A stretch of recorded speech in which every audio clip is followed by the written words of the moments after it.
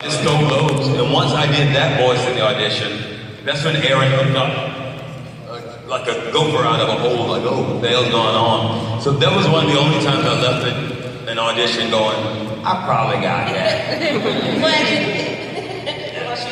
Yes, when I auditioned for it, I just remember all of Black Hollywood in the audition. Yeah, there was just a lot of amazing named musical groups and actors, black actors.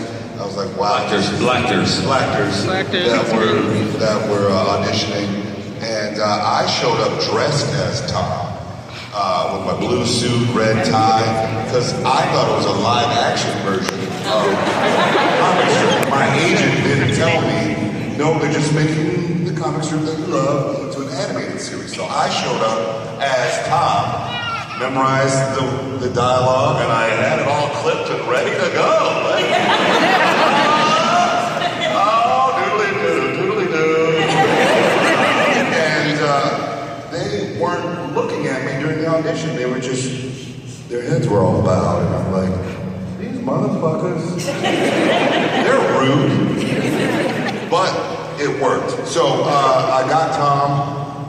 For Stink Meter, we had a table read, and I remember them wanting someone with a bigger name to be Stink Meter. And I remember Steve Harvey being one of those names. But they just wanted, Cedar, just read this role for the table read. I saw the description, saw it, I'm like, Steve Harvey fucking this role up. This shit. And so I was a big fan of growing up Schoolhouse Rock. And there was a jazz musician named Jack Sheldon.